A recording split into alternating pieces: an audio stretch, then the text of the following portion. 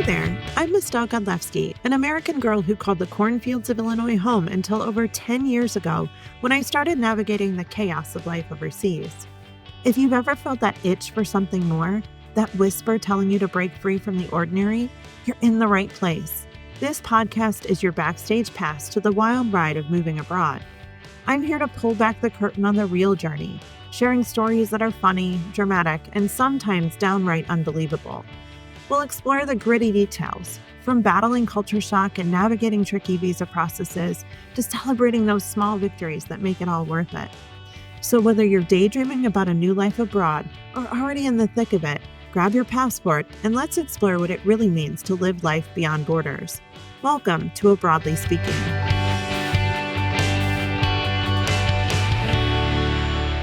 Hey there, friend. Welcome to the A Broadly Speaking podcast. My name is Mistel. If you're new here, welcome. If you've been here before, welcome back. Today, we're going to talk about stuff, literal, honest to God stuff. The objects in your home, the physical things you're staring at thinking, what the hell am I supposed to do with all this when I move abroad? You're welcome. Because here's the thing, everyone wants to talk about visas and timelines and budgets, but nobody wants to talk about the reality of choosing what to bring, partly because it's boring and partly because it forces you to admit your own 47 mugs, and you maybe use 3 of them a week. So today really is just about logistics, the logistics of stuff, what to bring, what to leave behind, what's worth shipping, what's going to ruin your life if you bring it, and what's worth rebuying when you get there. Let's get into the rules that actually matter when you're choosing what goes with you across an ocean. So I know it's easy to say, I just want to bring everything with me. And trust me, that's what we did. And man, if I had to do it all over again, I would not be bringing so much shit across an ocean. Your budget decides what can get on the boat, not your sentimentality, not your, but I love this chair, not the fantasy drink morning coffee in your beautiful new apartment in Lisbon surrounded by all your familiar things. It boils down to your budget, and shipping rates are stupidly expensive. Stupid in a way that makes you rethink your entire relationship with physical belongings, honestly. Because when you see the quote for a full container, you will suddenly realize your couch is not your soulmate. And when you see a price for the half container, you'll suddenly realize nothing you own is irreplaceable as your sanity. So the first step isn't choosing what you bring with you. It's getting your shipping quotes and using them as a framework for everything else. You cannot make good decisions in the dark. You need real numbers. So I recommend getting the quotes early. That's the container you get. And everything else needs to fit inside that container or those constraints, whether that's your mentally, physically, and financially. So how in the world do I find someone to give me quotes, Mistel? Like, seriously, that's not helpful. You can go to any of the big moving companies like the United, Allied, etc. of the world and have them give you an estimation for how much it would cost to move your stuff. And you can ask them and say, like, look, if I moved everything, how much would it cost? And then if I don't move everything and I just move, these things, how much approximately would it cost? You can even go online and get a relatively good estimate for what a half of a container costs to ship, for example, from North Carolina to Germany or to Japan or wherever. You can figure that out and it will give you a good estimation of how much you're going to be spending depending on how much shit you bring. And the more you bring, the more it costs. Now, that being said, I want to give you a few hints on things to not bring along the way. So anything with a plug is automatically guilty until proven innocent, because I swear this one will save you so much time. Voltage is not universal. Wattage is not universal. Plugs are not universal. Almost everywhere except Japan will absolutely fry your American appliances. Ask me about my blender. Actually, don't, because I still get annoyed thinking about it, to be honest. If you're moving from the US to Europe or Asia, here's a rule of thumb. Small appliances, blenders, popcorn makers, mixers, etc., leave them behind because you're not going to be able to plug them in, or you're going to need a 10-pound converter to be able to use them. Trust me, those converters are really freaking expensive and also really heavy, really bulky, and take up a lot of space, not only in your container, but also in your drawer. So if it's a small appliance that you're not really attached to, leave it behind. The only appliance we still have from our original move abroad is my KitchenAid mixer. And that's because I refuse to give it up until it dies. And it's on its last leg, so maybe after 15 years, it'll finally die. But we have a 10-pound converter that we have to use every single time we plug in the mixer so it doesn't fry. So please look at your small appliances, and unless you're like me and attached physically to your mixer, leave it behind. For big electronics, research them. Some of the bigger electronics, for example, your computers, etc., those are already dual voltage. They're already 110 and 220, so you can plug them in with a plug converter. But on the things like your television, things like your refrigerator, your washing machine, those sorts of things are not necessarily dual voltage. And you definitely want to check that out before you pack it and move it. Anything with a motor, don't bring it. That goes to your washing machine and your dryer. Just don't bring those because they're not going to work abroad. Anything with a heating element, again, your dryer, please don't bring that. Coffee machines, definitely buy them new. Vacuum cleaners, leave them unless you enjoy the smell of melting plastic. Air purifiers, leave them behind. Buy it when you need a new one. TVs are hit or miss depending on the voltage and compatibility. I've already said that. To be fair, they're so cheap now, it would probably make more sense to buy a new one when you need it. For the beginning, you can watch on your laptop, for example, or on your computer, and you don't really necessarily need a television right away. If you need a converter heavier than your actual appliance, you don't need the appliance. You need therapy for why you're attached to a toaster. I know people are going to hate this one too, but you need to hear this and trust me when I tell you, furniture rarely justifies its shipping cost. Most apartments abroad have smaller rooms, narrower staircases, and doors that will laugh at your American sectional. Landlords are probably physically going to combust at the sight of the furniture scraping their walls, and the ovens are the size of easy bake toys. Some countries come fully furnished apartments. Some come partially furnished. Some make you buy your own light fixtures. Hello, Switzerland. Some don't even believe in closets. Also, Switzerland. So your furniture may simply not work. Here's where I really suggest this, and I can tell you from personal experience. There's people that are going to say, but I love my bed. Queen size, king size, twin, those aren't things here. So when your mattress needs a replacement, you're going to have to buy a whole new bed. When your mattress needs new sheets, you're going to have to buy new sheets in the United States, for example, because shipping them are really freaking expensive. So you're going to travel to the States to buy sheets and put it in your luggage. Honestly, is it worth it? No. We gave away our US bed in Austria. So we moved it to Switzerland with us, and then we moved it again to Austria. And the day that we gave that bed away, I cried because I loved my sleigh bed. I had a beautiful mahogany sleigh bed, but we needed a new mattress and we needed new sheets. And that queen size mattress is not a thing. So we ended up buying a whole new bed. And now I love that bed too, but I get it. I get being sentimentally attached to things.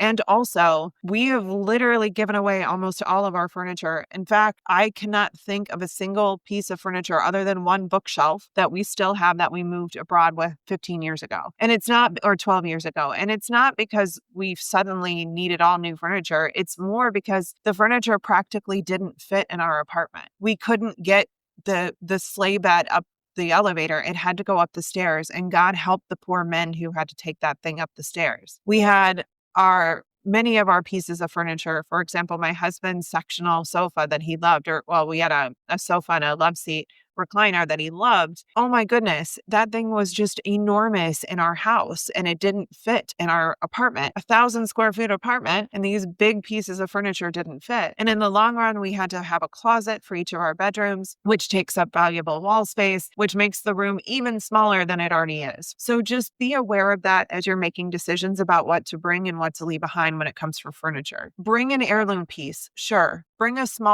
few small things you truly, truly love. Absolutely. But leave behind a giant couch. Leave behind a dining table that seats 10. Leave behind the TV stand you built during your breakup. Anything from IKEA, leave it behind, because why are you shipping IKEA back to where it came from, honestly? Most furniture is cheaper to replace than to ship, and it fits the new space much better when you buy it locally. If it costs less than $50 to replace it, please don't ship it. This one is ruthless and life-changing. Because I know it sounds harsh, but shipping is priced like emotional damage. The cost per item skyrockets fast. So you know what's under $50? Towels, blankets, pillows, plates, cups, pots, pans, utensils, bath mats, cleaning supplies, coffee mugs, cutting boards. Let me be clear. You do not need to ship your spatulas across the ocean. I promise you, Europe has spatulas. Now, if you're moving abroad with a relocation package, take this all with a grain of salt because that's going to be paid for by your company. But if you're funding your own shipping, be brutally honest with yourself that it's going to cost more to ship it than it is to rebuy it when you move abroad. So save your money. You do not need fancy shit as soon as you arrive. You need a bed to sleep on. You need a couch, potentially a couch to sit on for the short term that you're there. And in the first 6 to 8 weeks, while you're waiting for your container ship to come, you're going to be staying in a temporary apartment that's going to have all this stuff for you already. So you'll have time to buy it when you get there and know what your apartment size is, know what's going to fit, know what's not going to fit, and move on. Don't bring shit that you don't need because you're paying for moving it abroad. All right, we're taking a quick break because apparently I'm supposed to promote my offers or whatever the online business girlies are calling it these days. If you're tired of planning this move alone and convincing yourself you just need one more spreadsheet, it's time to join the Departure Lounge. It's my community for people who are done Googling, done spiraling, and honestly just need someone to tell them what to do before they lose their minds. You get support, answers, and the place to panic productively. We do visas, money, timelines, the real stuff without any of the delusional TikTok nonsense. Come hang out. It's the only corner of the internet where moving abroad is normal and you don't have to pretend you're fine. I'll drop the link in the show notes or you can DM me Departure on Instagram and I'll get you in. Here's the reality. You are not packing for Instagram. You're packing for survival. Your climate is different. Your routine is going to be different. Your closet is becoming a fraction of its former self. Your laundry system is about to be very humbling. And here's how to choose things like clothing. I want you to choose like you're packing for a deployment, not for a photo shoot. You bring what fits you right now, what you actually wear, the seasonal essentials. If this is lost, I'd be totally pissed off at the world items. You don't bring duplicates or clothes you might fit in if you lose 12 pounds. You don't bring your 2007 corporate wardrobe because you're never going to wear it again. You don't need 7 pairs of boots or anything labeled dry clean only unless you hate yourself or you work in a bank and you absolutely need it. I'm telling you now, don't bring stuff because it might fit if you lost 10 pounds. Bring the stuff that fits now because things are going to change. You don't bring more clothes than your new storage can realistically hold. Closet sizes are broad are not walk-in. Some of you are going from a walk-in closet to a bar with 2 hangers and a shelf. So really being strategic about what you bring is really important. This part is really simple. Bring the things you would cry over leaving behind. Leave the rest. If it feels like a funeral to part with it,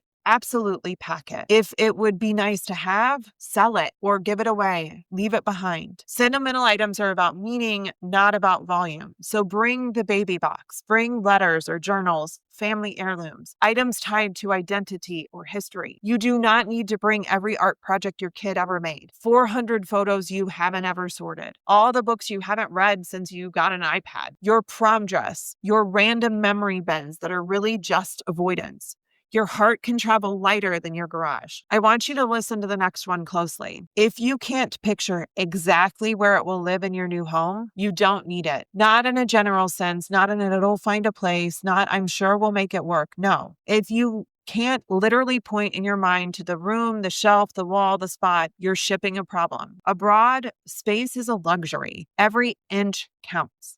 Every object needs a purpose. You don't bring maybe, you bring yes. Shipping heavy or fragile stuff is like asking the universe to humiliate you. So unless you're sentimentally tied to it, consider not shipping glass, giant art pieces, anything oversized unless you enjoy paying the price of a minor surgery. If it's annoying, complicated, delicate, heavy, or has to be bubble wrapped like a newborn, leave it behind. Your movers will thank you. Your wallet will thank you. Your sanity will thank you. And you will thank you. I know this seems harsh and you're like, Great, Michelle, what do I do with all my shit? Here's the thing. If you were struggling to fund your move abroad, the more you spend on shipping, the less you have on everything else. So by being ruthlessly careful, I would say, or ruthlessly considerate, you can really reduce your shipping costs to practically nothing by shipping less and saving all that money of not shipping. Plus, you can sell a couch. You can sell your bed. You can sell the things that you aren't going to bring with you. You can give those things away to a women's shelter, for example, if you're someone who feels called to do that. There's so many things that you can do. One of the things that we did before our move back to Switzerland, now we're on company sponsored moves, so the moving costs are covered by the company. But when you're talking about, for example, with my daughter, she had literally 100 stuffed animals. And while parting with a stuffy is like parting with her right arm, we sat down with her and said, okay, look, we don't have enough space to bring all of your stuffies with us. We would love for you to choose 10 of your stuffies that we can give to a little girl or little boy that doesn't have any. And in the long run, she ended up choosing like 30 of them that she didn't play with that we gave to a women's shelter locally. That was something that made her feel good, that made her feel like she was doing something good, made us feel good, and also got rid of some of the stuff. Stuffed animals, blankets, any of those bulky items that can't be squashed down or can't be like stacked together, they take up a lot of space in a container because every box takes up space in a shipping container. And the more you put on that box, the more that you put in there, the more boxes you put into the shipping container, the more you're going to pay. I get it. You want to take everything with you, but you got to think about the cost associated with it. So what is necessary and what is, I would love to have this, but I can rebuy it when I move abroad. I can sell it now, get $50 for it, not pay to move it across the ocean, and then have all that money left over to actually buy the things that fit into my apartment. I'm going to add one piece because I have a lot of people who ask this. And every time people ask me, and I want to say this, should we bring the dogs? Yes. Should we bring our cats? Yes. Should we bring the lizard? Probably, but double check the regulations of the country that you're moving to. Your pets are a non-negotiable. Everything else is a choice. I get that you're like, oh my God, I can't bring anything. Yes, you can bring your pets. That's going to be expensive too. That's a different cost. I have a whole episode on ways that you can move your pet abroad. But definitely, I'm not saying don't bring your pets. I'm not saying don't bring anything. I'm just saying be ruthless about what you bring. This is my personal golden rule. Would your future abroad self thank you or curse you for bringing this? And this is something that I learned after bringing a broken blender across an ocean. Imagine yourself 6 months into your new life. Are you thrilled you shipped this item? Are you annoyed every time you look at it? Are you confused why you thought it mattered? Are you traumatized by the shipping bill you're still paying off? Your future self is smarter than your current panic. Let her make the decision. Let her decide if it comes along. So think about it in that ruthless way. I cannot stress this enough. Your cookie sheets are not going to fit in your new oven. Neither is your baking pans. Like, okay, a cake pan and a cupcake pan, sure, those might fit, but your cookie sheets, not going to fit.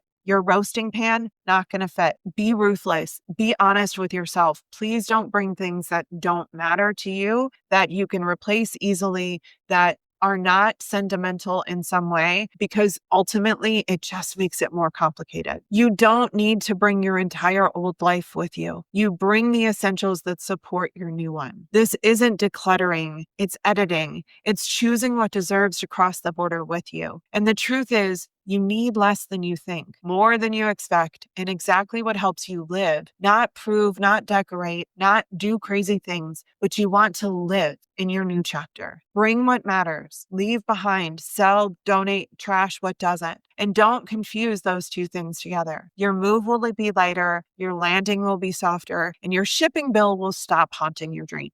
All right, my friend, that's it for this episode. I look forward to seeing you on the next one. Thanks for tuning in to Broadly Speaking. If today's episode got you dreaming a little bigger or thinking a little braver, go ahead and hit subscribe, leave a review, or share it with someone who's ready for their own adventure. And hey, don't be a stranger. Come hang out with me over on Instagram at @IamEstelle for the real, unfiltered life abroad. Keep that passport handy, and remember, life's too short to stay in one place.